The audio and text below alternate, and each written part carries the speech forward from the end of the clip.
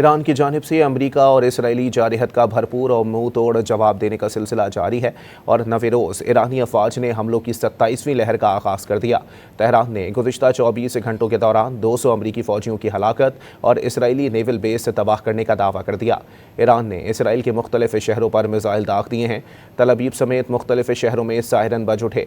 Saudi वजारत दिफा ने रियाज के डिप्लोमेटिक क्वार्टर पर दागे गए 8 ईरानी ड्रोन मार गिराने का दावा किया। बहरीनी वजारत दाखिला के मुताबिक उसकी सलमान बंदरगाह के करीब अमरीकी तंजीबात पर ईरान की जानिब से शाहिद ड्रोन से हमला किया गया, जिससे वहाँ होलनाक आग भड़क उठी।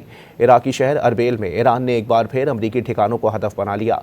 इराकी सूबे सुलेमानिया में कुर्द अपोजिशन कैंप पर शाहिद ड्रोन्स के हमले में एक शख्स जान से गया। कुवैती फ़ौज के मुताबिक कुवैत एयरपोर्ट के फ्यूल स्टोरेज टैंक्स को ड्रोन से निशाना बनाया गया। दुबई मरीना के एक टावर पर ड्रोन का मलबा गिरने का वाक़या पेश आया। दुबई के इलाके बर्शा में एक ड्रोन फ़िज़ा में तबाह कर दिया गया। हुकाम के मुताबिक ड्रोन का मलबा गिरने से एक पाकिस्तानी ड्राइवर शहीद हो गया। पासदारान इनकलाब ने इराकी कुर्दिस्तान में अमरीकी हिमायत याफ्ता ग्रुपों को निशाना बनाया है। पासदारान हुकाम के मुताबिक इराकी कुर्द ईरान की सरहद अबूर करने की कोशिश कर रहे थे।